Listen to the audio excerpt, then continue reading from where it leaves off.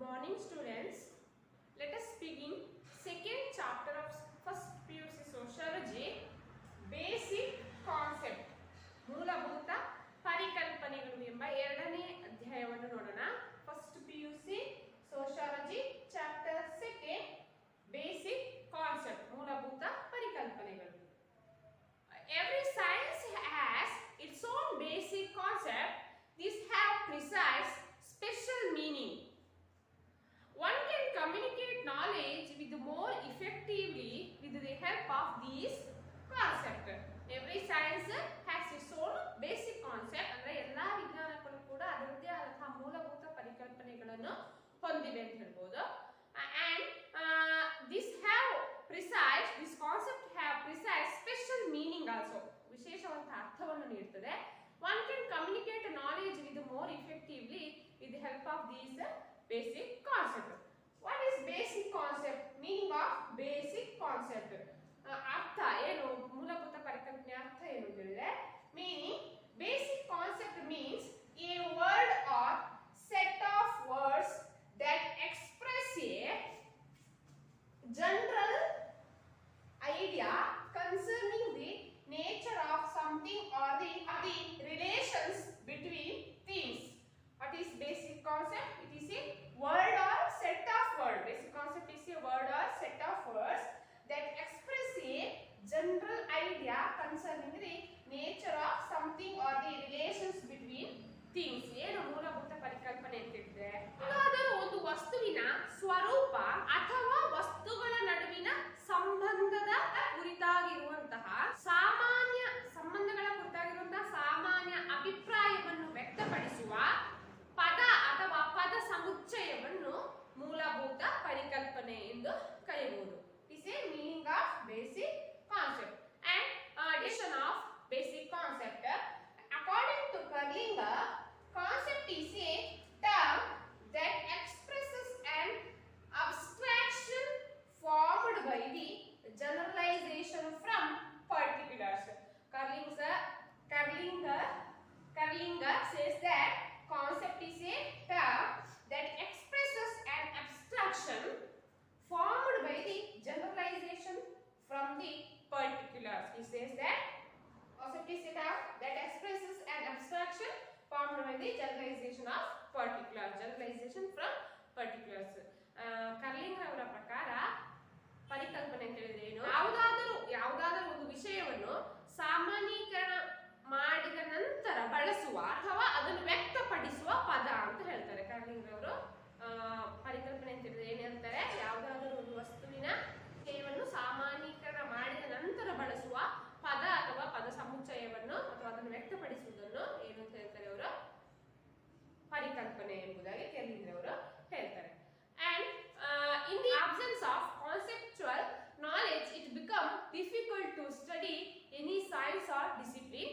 Hence, every discipline develops on the basis of concept. Every science or every discipline developed on the basis of concept. For example, a concept like matter, energy, gravity used in physics. Physics ಅಲ್ಲಿ ಅಥವಾ ಭೌತಶಾಸ್ತ್ರ ನಾವು matter, energy ಶಕ್ತಿ ಅಥವಾ ಏನು ವಸ್ತು ಶಕ್ತಿ ಇವೆಲ್ಲ ಪರಿಕಲ್ಪನೆ ಬಳಸ್ತೇವೆ.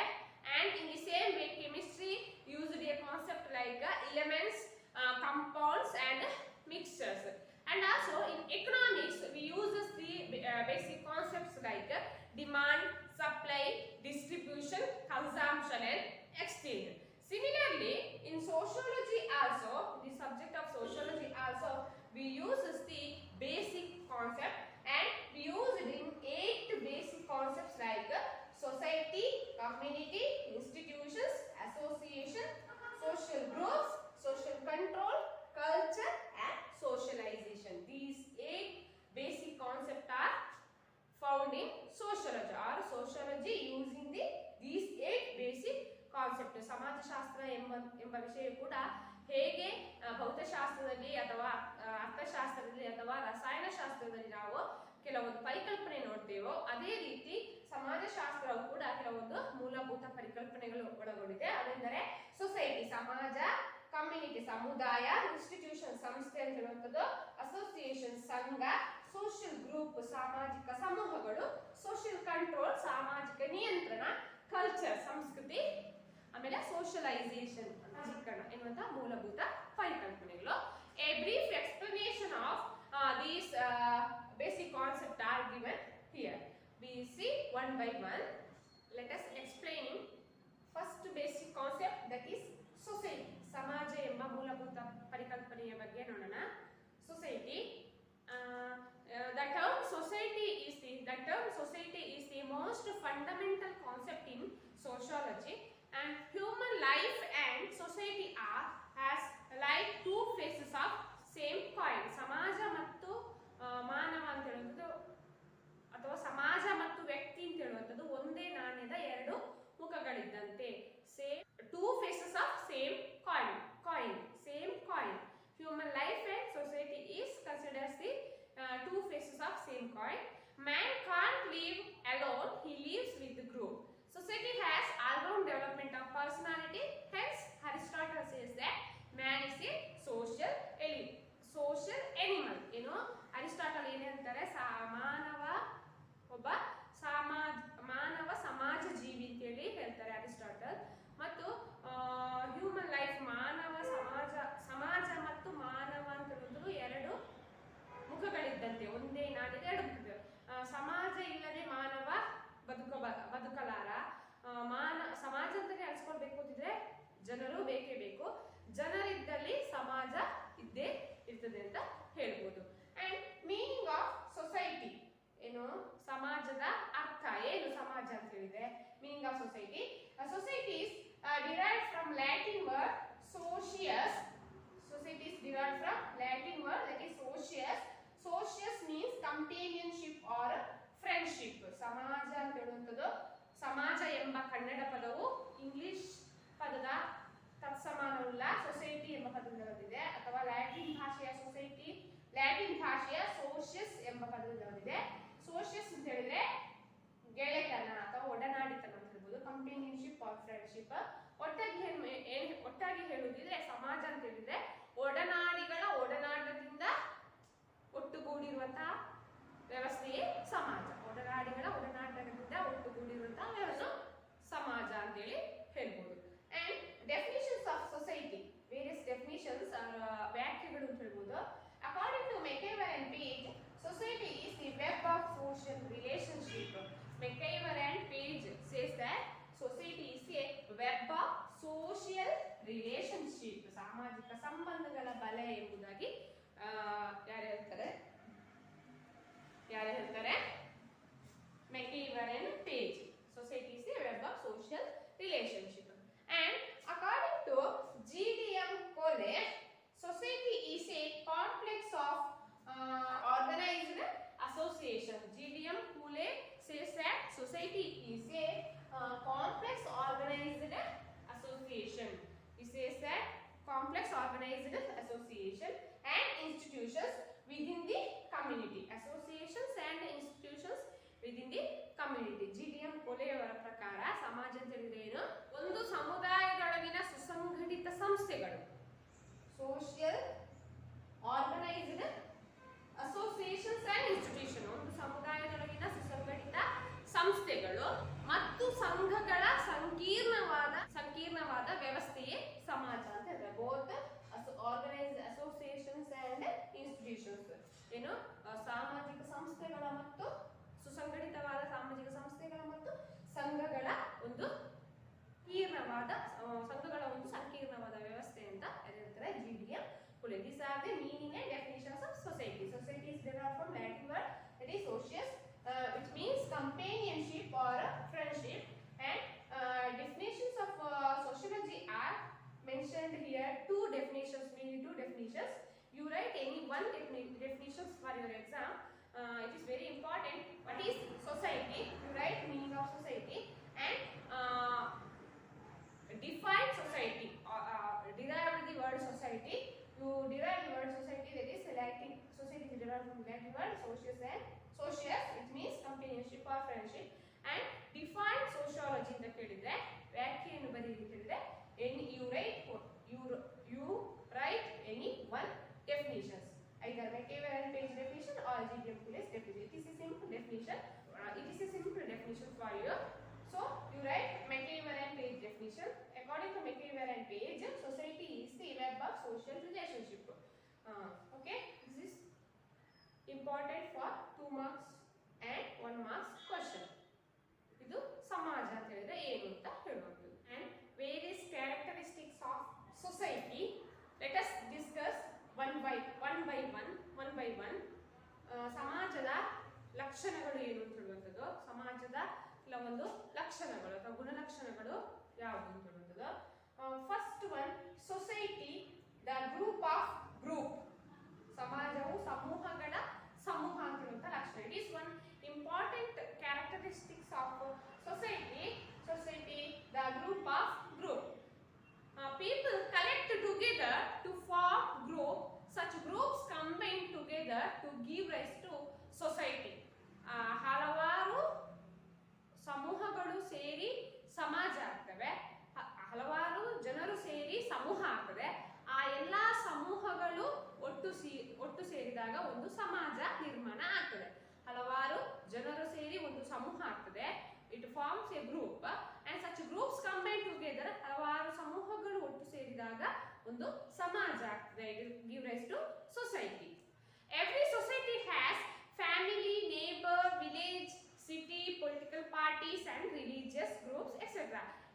ಎಲ್ಲ ಸಮಾಜಗಳು ಕೂಡ ಅಲ್ಲಿ ಅಥವಾ ಎಲ್ಲ ಸಮಾಜಗಳಲ್ಲಿ ಕೂಡ ನಾವು ಯಾವುದನ್ನೆಲ್ಲ ನೋಡ್ಬೋದು, ಫ್ಯಾಮಿಲಿ ಕುಟುಂಬವನ್ನು ನೋಡ್ಬೋದು, ನೆರೆಹೊರೆಯನ್ನು ನೋಡ್ಬೋದು, ನೇಬರ್ ವಿಲೇಜ್ ಗ್ರಾಮವನ್ನು ನೋಡ್ಬೋದು, ನಗರ ಪ್ರದೇಶವನ್ನು ನೋಡ್ಬೋದು, ಸಿಟಿ ಅಂಡ್ ಪೊಲಿಟಿಕಲ್ ಪಾರ್ಟೀಸ್ ರಾಜಕೀಯ ಸಮೂಹ ನೋಡ್ಬೋದು, ಧಾರ್ಮಿಕ ಸಮೂಹಗಳನ್ನು ನಾವು ನೋಡ್ಬೋದು. Every society has its own family, neighbourhood, village, society, village, city, political parties, religious group, etc. So, H.M. Johnson remarked that society is a group of group. H.M. Johnson says that society is a group of group. Okay? Society is a group of group. H.M. Johnson ಅವರು ಹೇಳ್ತಾರೆ ಸಮಾಜವು ಸಮೂಹಗಳ ಸಮೂಹ ಆಗಿದೆ ಎಂಬುದಾಗಿ H.M. Johnson ಅವರು ಹೇಳ್ತಾರೆ. This is the first characteristics of society. And second one, it is a web of social relationship. It is a web of social relationship. ಇದು ಸಾಮಾಜಿಕ ಸಂಬಂಧಗಳ ಬಲೆ ಅಂತ ಹೇಳ್ತಾರೆ. Social relations, ಸಾಮಾಜಿಕ ಸಂಬಂಧಗಳ ಬಲೆ. In definitions also we can understand that in definitions also we can see the Page. He says that society is a web of social relationship. What is social relationship? Social relations is social relations means the reciprocal contact between two. The reciprocal contact between two or more person. ಏನು ಸಾಮಾಜಿಕ ಸಂಬಂಧಗಳು ಅಂತಿದ್ರೆ reciprocal contact between two or more person. ಇಬ್ಬರು ಅಥವಾ ಎರಡಕ್ಕಿಂತ ಹೆಚ್ಚು ಜನರು ಸೇರಿ ಕೊಡುವಂಥದ್ದು ಮತ್ತು ಕೊಂಡುಕೊಳ್ಳುವಂತಹ ಪ್ರಕ್ರಿಯೆ ಏನಿದೆಯೋ ಅದನ್ನು ನಾವು ಸೋಷಿಯಲ್ ರಿಲೇಶನ್ಶಿಪ್, ಸಾಮಾಜಿಕ ಸಂಬಂಧಗಳು ಅಂತ ಹೇಳ್ಬೋದು. It is a reciprocal contact between two or more person. And every example, students teachers relationship, husband and wife relationship, children and parent relationship, doctor and patient relationship. ಯಾವ ರೀತಿಯ ಸಂಬಂಧ, ಸಾಮಾಜಿಕ ಸಂಬಂಧಗಳಿಗೆ ಉದಾಹರಣೆಗಳು ಏನು ಸಾಮಾಜಿಕ ಸಂಬಂಧಗಳು ಅಂತಂದ್ರೆ ಎರಡು ಅಥವಾ ಇಬ್ಬರು ಅಥವಾ ಎರಡಕ್ಕಿಂತ ಹೆಚ್ಚು ಸಮೂಹಗಳು ಏನು ಕೊಡುವಂಥದ್ದು ಮತ್ತು ಕೊಂಡುಕೊಳ್ಳುವ ಪ್ರಕ್ರಿಯೆಯನ್ನು ನಡೆಸುವುದನ್ನೇ ಸಾಮಾಜಿಕ ಸಂಬಂಧ ಅಂತ ಹೇಳ್ತೇವೆ. ಸಾಮಾಜಿಕ ಸಂಬಂಧಗಳಿಗೆ ಉದಾಹರಣೆ, very important question, what are the example for social relationship? ಯಾವುದೆಲ್ಲ? ತಂದೆ ತಾಯಿ ಮತ್ತು ಮಕ್ಕಳ ಸಂಬಂಧ, ಗುರು ಮತ್ತು ಶಿಷ್ಯರ ಸಂಬಂಧ, ವೈದ್ಯರು ಮತ್ತು ರೋಗಿಗಳ ಸಂಬಂಧ, ಇವೆಲ್ಲವೂ ಸಾಮಾಜಿಕ ಸಂಬಂಧಗಳು ಎಂಬುದಾಗಿ ಪರಿಗಣಿಸಲ್ಪಟ್ಟಿವೆ. And the first individual enters into several social relationship at a same time. ಒಬ್ಬ ವ್ಯಕ್ತಿ ಸಮಾಜದಲ್ಲಿ ಒಂದಕ್ಕಿಂತ ಹೆಚ್ಚು ಸೆವೆರಲ್ ಅಂದ್ರೆ ಅತ್ಯಂತ ಹೆಚ್ಚು ಸಾಮಾಜಿಕ ಸಂಬಂಧಗಳನ್ನು ಪಡ್ಕೊಳ್ಳಬಲ್ಲ ಅಟ್ ಎ ಸೇಮ್ ಟೈಮ್. ಏಕಕಾಲದಲ್ಲಿ ಒಬ್ಬ ವ್ಯಕ್ತಿ ಅತ್ಯಂತ ಹೆಚ್ಚು ಸಾಮಾಜಿಕ ಸಂಬಂಧಗಳಿಗೆ ಅವಕಾಶ ಮಾಡಿ ಅಥವಾ ಸಾಮಾಜಿಕ ಸಂಬಂಧಗಳನ್ನು ಎದುರಿಸಬಲ್ಲ ಅಂತ ಹೇಳ್ಬೋದು. It social relationship. And third one, similarity or likeness. Similarity or likeness ಅಂತ ಹೇಳಿದ್ರೆ ಹೋಲಿಕೆ ಅಥವಾ ಸಾಮ್ಯತೆ ಅಂತ ಹೇಳ್ಬೋದು. ಹೋಲಿಕೆ ಅಥವಾ ಸಾಮ್ಯತೆ. The principle of likeness is essential for society. It exists among the people have similarities with regards to their needs, works, aims, ideas, and values, so on. And these similarities inspires the people to interact and like each other and live together. ಅಂದ್ರೆ ಏನು ಹೋಲಿಕೆ ಅಂತ ಹೇಳೋದು ಅಥವಾ ಸಾಮ್ಯತೆ ಅಂತ ಹೇಳುವಂಥದ್ದು ಬಹಳ ಪ್ರಮುಖ ಪಾತ್ರವನ್ನು ವಹಿಸುತ್ತದೆ ಸಮಾಜದಲ್ಲಿ. ಮತ್ತು ಇದೆಲ್ಲಿ ಉಗಮಿಸುತ್ತದೆ ಅಥವಾ ಇದೆಲ್ಲಿ ಕಂಡು ಬರ್ತದೆ ಅಂತ ಹೇಳಿದ್ರೆ it exist among the people, ಜನರ ಮಧ್ಯೆ ಕಂಡು ಬರುವಂಥದ್ದು. ಯಾವುದರ ನಡುವೆ ಅವರ ಒಂದು ಕೆಲಸ ಕಾರ್ಯಗಳಲ್ಲಿ ಮತ್ತು ಅವರ ಒಂದು ಉದ್ದೇಶ ಅಥವಾ ಅವರ ಒಂದು ಯೋಜನೆಗಳಲ್ಲಿ ಅಥವಾ ಅವರ ಮೌಲ್ಯಗಳಲ್ಲಿ ಅಥವಾ ಅವರ ಒಂದು ಅವಶ್ಯಕತೆಗಳಲ್ಲಿ ಈ ಹೋಲಿಕೆ ಮತ್ತು ಸಾಮ್ಯತೆ ಅಂತ ಹೇಳುವಂಥದ್ದು ಕಂಡು ಬರ್ತದೆ ಅಂತ ಹೇಳ್ಬೋದು. ಮತ್ತು ಈ ಸಿಮಿಲಾರಿಟೀಸ್ ಏನಿದಾವೋ, ಹೋಲಿಕೆ ಅಥವಾ ಸಾಮ್ಯತೆಗಳು ಏನಿದಾವೋ, ಇದು ಜನರಲ್ಲಿ ಅಂತಕ್ರಿಯೆ ಮತ್ತು ಜೊತೆಗೂಡಿ ಜೀವನ ಮಾಡಲು ಅಥವಾ ಲಿವ್ ಟುಗೆದರ್ ಅಂತ ಹೇಳ್ತೇವೆ, ಒಟ್ಟುಗೂಡಿ ಒಗ್ಗಟ್ಟಿನಿಂದ ಜೀವನ ಮಾಡಲು ಸಹಾಯಕಾರಿಯಾಗಿದೆ ಅಂತ ಹೇಳ್ಬೋದು. ಈ similarities inspires the people to interact and live together or like each other and live together. And hence mutual intimacy, cooperation, love and affection, sympathy and sacrifice and feeling of oneness among the people will develop. Because of likeness and because of similarities, the mutual intimacy is developed among the people and cooperation, love and affection ಅಂತ ಹೇಳಿದ್ರೆ ಜನರ ಮಧ್ಯೆ ಸಹಕಾರ ಮನೋಭಾವನೆ ಬೆಳೀತದೆ, ಪ್ರೀತಿ ವಿಶ್ವಾಸ ಬೆಳೀತದೆ ಮತ್ತು ಅವರ ನಡುವೆ ತ್ಯಾಗ ಮನೋಭಾವಗಳ ಭಾವನೆಗಳು ಬೆಳೀತವೆ. ಅದೇ ರೀತಿ oneness among the people will develop, ಅಂದ್ರೆ ನಾವೆಲ್ಲರೂ ಒಂದು ಎಂಬ ಭಾವನೆ ಜನರಲ್ಲಿ ಮೂಡಲು ಸಾಧ್ಯ ಆಗ್ತದೆ ಅಂತ ಹೇಳ್ಬೋದು. So it is very important characteristics of society that is similarities or likeness. Okay, and next characteristics of society is fourth one, differences in society. ಹೋಲಿಕೆ ಮತ್ತು ವ್ಯತ್ಯಾಸಗಳು. Likeness and differences are two faces of same coin. These both differences and likeness are considered as the two faces of same coin. ಅಂದ್ರೆ ಒಂದೇ ನಾಣ್ಯದ ಎರಡು ಮುಖಗಳು ಅಂತ ಹೇಳ್ಬೋದು. ಏನು ವ್ಯತ್ಯಾಸ ಮತ್ತು ಹೋಲಿಕೆ ಅಂತ ಹೇಳುವಂಥದ್ದು ಒಂದೇ ನಾಣ್ಯದ ಎರಡು ಮುಖಗಳಿದ್ದಂತೆ. Therefore, it exists among the people in their interest, ability, talent, attitude, intelligence and so on. ಆದ ಕಾರಣ ಈ ಹೋಲಿಕೆ ಮತ್ತು ಸಾಮ್ಯತೆ ಮತ್ತು ವ್ಯತ್ಯಾಸ ಅಂತ ಹೇಳುವಂಥದ್ದು ಒಂದೇ ನಾಣ್ಯದ ಎರಡು ಮುಖಗಳಿದ್ದಂತೆ. ಆದ ಕಾರಣ ಇದು ಜನರ ಯಾವ ಕೆಲವೊಂದು ವಿಷಯದಲ್ಲಿ ಕಂಡು ಬರ್ತದೆ ಅಥವಾ ಜನರಲ್ಲಿ ಹೇಗೆ ಕಂಡು ಬರ್ತದೆ ಅಂತಂದ್ರೆ ಅವರ ಒಂದು ಆಸಕ್ತಿ, ರೂಪ, ಆಸಕ್ತಿ, ಸಾಮರ್ಥ್ಯ, ಬುದ್ಧಿಶಕ್ತಿಯಲ್ಲಿ ಕಂಡು ಬರ್ತದೆ ಅಂತ ಹೇಳ್ಬೋದು. We find farmers, laborers, teachers, soldiers, businessmen, advocates, doctors, engineers and other working in different capacities. So ಆದ ಕಾರಣ ನಾವು ಸಮಾಜದಲ್ಲಿ ಹಲವಾರು ಸಮೂಹಗಳನ್ನು ನೋಡ್ತೇವೆ ಅಥವಾ ಹಲವಾರು ಗುಂಪನ್ನು ನೋಡ್ತೇವೆ. ಯಾವುದೆಲ್ಲ ಕೆಲವೊಂದು ರೈತರನ್ನು ನೋಡ್ಬೋದು ಅಥವಾ ಕಾರ್ಮಿಕರನ್ನು, ಆಮೇಲೆ ಶಿಕ್ಷಕರನ್ನು, ಸೈನಿಕರು, ಆಮೇಲೆ ಬಿಸ್ನೆಸ್ ಮ್ಯಾನ್ ಅಂತ ಹೇಳ್ಬೋದು, ಆ ವ್ಯಾಪಾರಿಗಳು, ಆಮೇಲೆ ವಕೀಲರಾಗಿರ್ಬೋದು, ಡಾಕ್ಟರ್ ಆಗಿರ್ಬೋದು, ಇಂಜಿನಿಯರ್ಸ್, ಇವೆಲ್ಲ ಕೆಲವೊಂದು ಸಮಾಜದಲ್ಲಿ ವರ್ಕಿಂಗ್ ಕ್ಲಾಸ್ ಅಥವಾ ಬೇರೆ ಬೇರೆ ಒಂದು ಜನರನ್ನು ಈ ಎಲ್ಲ ಬೇರೆ ಬೇರೆ ಆಸಕ್ತಿ ಜನರು ಬೇರೆ ಬೇರೆ ಕೆಲಸಗಳಲ್ಲಿ ತೊಡಗಿಸಿಕೊಂಡಿರುವುದನ್ನು ನೋಡಬಹುದು. And McIver and Page said that primary likeness and secondary differences are chief feature of human society. He says that McIver and Page says that primary likeness and secondary differences are chief feature of human society. ಏನು ಅಂತಂದ್ರೆ ಮೆಕೇವರ್ ಮತ್ತು page ರವರು ಏನು ಹೇಳ್ತಾರೆ, ಪ್ರಾಥಮಿಕ ಹೋಲಿಕೆಗಳು ಮತ್ತು ಸಮಾಜದ ಅಸ್ತಿತ್ವಕ್ಕೆ ಹೋಲಿಕೆಯು ಪ್ರಥಮ ಸ್ಥಾನದಲ್ಲಿದೆ ಮತ್ತು ವ್ಯತ್ಯಾಸ ಅಂತ ಹೇಳುವಂಥದ್ದು ಎರಡನೇ ಸ್ಥಾನದಲ್ಲಿದೆ ಅಂತ ಹೇಳ್ತಾರೆ ಮೆಕೇವರ್ ಅಂಡ್ ಪೇಜ್ ರವರು. Another important characteristics of society is fifth one, cooperation and divisions of labor. ಪರಸ್ಪರ ಸಹಕಾರ ಮತ್ತು ಶ್ರಮ ವಿಭಜನೆ ಅಂತ ಹೇಳ್ಬೋದು. Cooperation and divisions of labour. Human society is essentially based on this cooperation and divisions of labor. Human society is essentially based both cooperation and divisions of labor. ಅಂದ್ರೆ ಮಾನವ ಸಮಾಜ ಅಂತ ಹೇಳುವಂಥದ್ದು ಪರಸ್ಪರ ಸಹಕಾರ ಮತ್ತು ಏನು ಶ್ರಮ ವಿಭಜನೆಯನ್ನು ಒಳಗೊಂಡಿದೆ ಅಂತ ಹೇಳ್ಬೋದು. Due to the feeling of cooperation, people share their joys and sorrows. Joys and sorrows. People share their joys and sorrows due to the feeling of cooperation. ಅಂದ್ರೆ ಪರಸ್ಪರ ಸಹಕಾರ ಮನೋಭಾವನೆ ಹೊಂದಿರುವಂತಹ ಜನರು ಅವರಲ್ಲಿ ಸುಖ ದುಃಖಗಳನ್ನು ಹಂಚಿಕೊಳ್ತಾರೆ ಅಂತ ಹೇಳ್ಬೋದು. The mutual cooperation between male and female is essential for reproduction of human race and lead to the growth of culture and civilization.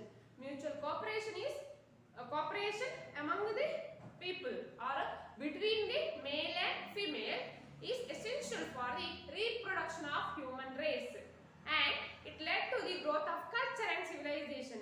ಈ ಪರಸ್ಪರ ಸಹಕಾರ ಪುರುಷ ಮತ್ತು ಮಹಿಳೆಯರ ನಡುವಿನ ಪರಸ್ಪರ ಸಹಕಾರ ಅಂತ ಹೇಳುವಂಥದ್ದು ಸಮಾಜದಲ್ಲಿ ಸಂಸ್ಕೃತಿ ಮತ್ತು ನಾಗರಿಕತೆ ಬೆಳೆಯಲು ಸಹಕಾರಿಯಾಗಿದೆ ಅಂತ ಹೇಳ್ಬೋದು. It leads to growth of culture and civilisation. Which leads to culture and growth of culture and civilization. Mutual cooperation between male and female is essential for growth of culture and civilization. And the divisions of labor depends on people's interest, ability, sex and age, etc. The divisions of labor ಅಂದ್ರೆ ಶ್ರಮ ವಿಭಜನೆ ಅಂತ ಹೇಳುವಂಥದ್ದು ಜನರ ಒಂದು ಆಸಕ್ತಿಗೆ ಅಥವಾ ಒಂದು ಅಭಿರುಚಿ ಮತ್ತು ಲಿಂಗ ಮತ್ತು ಅದೇ ರೀತಿ ಪ್ರಾಯಕ್ಕೆ ಅನುಗುಣವಾಗಿರ್ತದೆ ಅಂತ ಹೇಳ್ಬೋದು.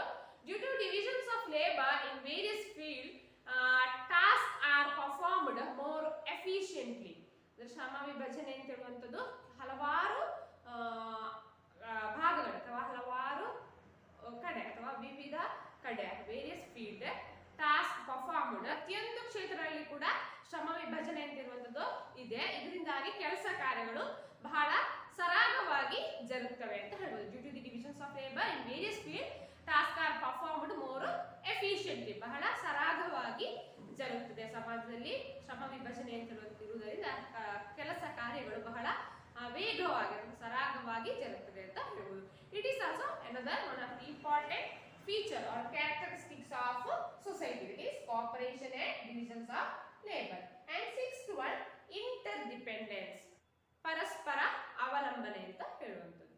ಅಂದರೆ individual seeks the satisfaction of his wants and fulfillment of his goals with the cooperation of others. ಹೇಳಿದ್ರೆ ಪ್ರತಿಯೊಂದು ವ್ಯಕ್ತಿ ಕೂಡ ಅವನ ಒಂದು ಉದ್ದೇಶಗಳಾಗಿರ್ಬೋದು ಅಥವಾ ಅವನ ಆಸೆ ಆಕಾಂಕ್ಷೆಗಳನ್ನು ಈಡೇರಿಸಿಕೊಳ್ಳಲು ಆತ ಇನ್ನೊಬ್ಬನ ಅಥವಾ ಇತರೆ ಒಬ್ಬ ವ್ಯಕ್ತಿಯ ಪರಸ್ಪರ ಸಹಕಾರವನ್ನು ಪಡೆದುಕೊಳ್ಳಲೇಬೇಕಾಗ್ತದೆ. ಪರಸ್ಪರ ಸಹಕಾರ ಅಂದ್ರೆ interdependence is very important for the society. It is also another one of the important characteristics of society. Every individual seeks the satisfaction of his wants or his goal. The fulfillment of goals is the cooperation of other. ಆತನ ಎಲ್ಲಾ ರೀತಿಯ ಏನು ಆಸೆ ಆಕಾಂಕ್ಷೆಗಳನ್ನು ಈಡೇರಿಸಿಕೊಳ್ಳಲು ಆತ ಇನ್ನೊಬ್ಬನ ಪರ ವ್ಯಕ್ತಿ ಅಥವಾ ಇನ್ನೊಬ್ಬ ವ್ಯಕ್ತಿಯ ಪರಸ್ಪರ ಸಹಕಾರವನ್ನು ಅವಲಂಬಿಸಲೇಬೇಕಾಗ್ತದೆ. ಇನ್ನೊಬ್ಬ ವ್ಯಕ್ತಿಯನ್ನು ಅವಲಂಬಿಸಲೇಬೇಕಾಗ್ತದೆ. ಫಾರ್ ಎಕ್ಸಾಂಪಲ್ ಉದಾಹರಣೆಗೆ ಹೇಳುವಂತೆ ಫ್ಯಾಮಿಲಿ, ಕುಟುಂಬ ಅಂತ ಹೇಳುವುದು. For example family is a primary institutions and it is based on interdependence of members. ಕುಟುಂಬ ಅಂತ ಹೇಳುವುದು ಒಂದು ಪ್ರಾಥಮಿಕ ಸಂಸ್ಥೆಯಾಗಿದೆ. ಮಾತ್ರ ಅಲ್ಲದೆ ಈ ಕುಟುಂಬದಲ್ಲಿ ಹೇಗೆ ನಾವು ಪರಸ್ಪರ ಸಹಕಾರ ಮನೋಭಾವ ನೋಡಬಹುದು ಅಂತಂದ್ರೆ ಎಲ್ಲಾ ಕುಟುಂಬದಲ್ಲಿ ಪ್ರತಿಯೊಬ್ಬ ವ್ಯಕ್ತಿಯು ಒಬ್ಬರಿಂದ ಒಬ್ಬ ಏನು ಪರಸ್ಪರ ಸಹಕಾರವನ್ನು ಬಯಸಲೇಬೇಕಾಗ್ತದೆ. ಉದಾಹರಣೆಗೆ in family need the help of wife and parents need the parents need the help of children and children need the help of parents. These are interdependence or cooperation between people. ಅಂತಂದ್ರೆ ಕುಟುಂಬ ಅಂತ ಹೇಳುವಂಥದ್ದು ಉತ್ತಮ ಉದಾಹರಣೆ. ಕುಟುಂಬ ಅಂತ ಹೇಳುವಂತಹ ಪ್ರಾಥಮಿಕ ಸಂಸ್ಥೆಯಲ್ಲಿ ಹೇಗೆ ಇಂಟರ್ಡಿಪೆಂಡೆನ್ಸ್ ಅಥವಾ ಪರಸ್ಪರ ಸಹಕಾರ ಪರಸ್ಪರ ಅವಲಂಬನೆ ಅಂತ ಹೇಳುವಂಥದ್ದು ನೋಡ್ಬೋದಿದೆ. ಮಕ್ಕಳು ತಂದೆ ತಾಯಿಯನ್ನು ಅವಲಂಬಿಸ್ತಾರೆ ಎಲ್ಲಾ ಕಾರ್ಯಗಳಲ್ಲಿ ಕೂಡ, ಅಥವಾ ಅತ್ಯಂತ ಅನೇಕ ಕಡೆ ಮಕ್ಕಳು ತಂದೆ ತಾಯಿಯನ್ನು ಇಂಟರ್ ಡಿಪೆಂಡೆನ್ಸ್ ಮಾಡ್ತಾರೆ ಅಥವಾ ಅವರನ್ನು ಅವಲಂಬಿಸ್ತಾರೆ. ಅದೇ ರೀತಿ ಗಂಡ ಹೆಂಡತಿಯನ್ನು ಅವಲಂಬಿಸ್ತಾನೆ ಅಥವಾ ಹೆಂಡತಿ ಗಂಡನನ್ನು ಅವಲಂಬಿಸುವಂತದ್ದಾಗಿರ್ಬೋದು, ಅಥವಾ ಮಕ್ಕಳು ತಂದೆ ತಾಯಿಯನ್ನು, ತಂದೆ ತಾಯಿ ಮಕ್ಕಳನ್ನು ಅವಲಂಬಿಸುವಂತದ್ದು ಆಗಿರ್ಬೋದು. This is the example for interdependence. Family is the best example for interdependence. And another characteristics of society is seventh one, social control. ಸಾಮಾಜಿಕ ನಿಯಂತ್ರಣ ಅಂತ ಹೇಳುವಂಥದ್ದು. It is also another one of the important characteristics of society. Social control. Society has its own ways and means of controlling the behavior of its members. ಸಮಾಜ ಅಂತ ಹೇಳುವಂಥದ್ದು ಒಂದು ಏನು ಕ್ರಮಬದ್ಧವಾಗಿರ್ಬೇಕಂದ್ರೆ ಅಥವಾ ಸಮಾಜದಲ್ಲಿ ಏನು ಕಟ್ಟುನಿಟ್ಟಿನ ಕ್ರಮಗಳು ಇರಬೇಕು ಅಂತಂದ್ರೆ ಪ್ರತಿಯೊಂದು ಸಮಾಜ ಕೂಡ ಅದರದೇ ಅಂತ ಸಾಮಾಜಿಕ ನಿಯಂತ್ರಣಗಳನ್ನು ಹೊಂದಿರ್ತದೆ.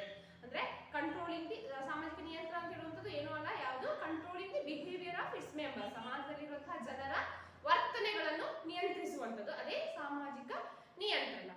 Society has mainly two forms of social controlling behavior or two forms of social controlling methods, that is formal and informal social control. ಎರಡು ರೀತಿಯ ಸಾಮಾಜಿಕ ನಿಯಂತ್ರಣಗಳನ್ನು ಸಮಾಜ ಹೊಂದಿದೆ, ಔಪಚಾರಿಕ ಮತ್ತು ಅನೌಪಚಾರಿಕ ಸಾಮಾಜಿಕ ನಿಯಂತ್ರಣ ಅಂತ ಹೇಳುವುದು. ಫಾರ್ಮಲ್ ಸೋಷಿಯಲ್ ಕಂಟ್ರೋಲ್ ಅಂತ ಹೇಳಿದ್ರೆ ಔಪಚಾರಿಕ ಸಾಮಾಜಿಕ ನಿಯಂತ್ರಣ, ಇನ್ಫಾರ್ಮಲ್ ಸೋಷಿಯಲ್ ಕಂಟ್ರೋಲ್ ಅಂತ ಹೇಳಿದ್ರೆ ಅನೌಪಚಾರಿಕ ಸಾಮಾಜಿಕ ನಿಯಂತ್ರಣ. In informal social control, folk ways, modes and traditions are seen. Informal social control ಅಂದ್ರೆ ಅನೌಪಚಾರಿಕ ಸಾಮಾಜಿಕ ನಿಯಂತ್ರಣದಲ್ಲಿ ಕೆಲವೊಂದು ಏನು ಫೋಕ್ ವೇಸ್ ಅಂತ ಹೇಳಿದ್ರೆ ಲೋಕಾಚಾರ, ನೈತಿಕ ನಿಯಮಗಳು ಮತ್ತು ಏನು ಟ್ರೆಡಿಷನ್ಸ್ ಅಂತ ಹೇಳ್ತಾರೆ ಅಥವಾ ಪರಂಪರೆ ಅಂತ ಹೇಳುವಂಥದ್ದು ಇಲ್ಲಿ ಕಂಡು ಬರ್ತದೆ.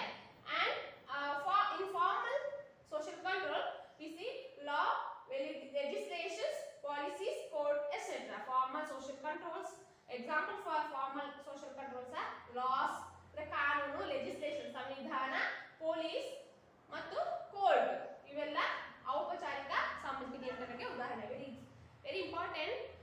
What are the example for informal social control? Folk ways, modes, traditions are example for informal social control, and laws, legislations, police, code are example for formal social control. ಅನೌಪಚಾರಿಕ ಮತ್ತು ಔಪಚಾರಿಕ ಸಾಮಾಜಿಕ ನಿಯಂತ್ರಣಗಳಿಗೆ ಉದಾಹರಣೆಗಳು. And 8th one, that is society is dynamic. It is also another important characteristics of society. Society is dynamic ಅಂತ ಹೇಳಿದ್ರೆ ಸಮಾಜವು ಗತಿಶೀಲವಾದುದು. ಹೇಗೆ ಸಮಾಜ ಗತಿಶೀಲವಾಗಿದೆ ಅಂತ ಹೇಳಿದ್ರೆ society keeps on changing for ever. ಸಮಾಜ ಅಂತ ಹೇಳುವಂಥದ್ದು ಬದಲಾಗ್ತಾ ಇರ್ತದೆ, ದಿನದಿಂದ ದಿನಕ್ಕೆ ಬದಲಾಗ್ತಾ ಇರ್ತದೆ, ವರ್ಷದಿಂದ ವರ್ಷಕ್ಕೆ ಬದಲಾಗ್ತಾ ಇರ್ತದೆ. ಸಮಾಜ ಅಂತ ಹೇಳುವಂಥದ್ದು ನಿಂತ ನೀರಾಗಿರದೆ ಹರಿಯುವಂತ ನೀರಿನಂತಂದ್ರೆ it is a society or society keeps on changing for ever.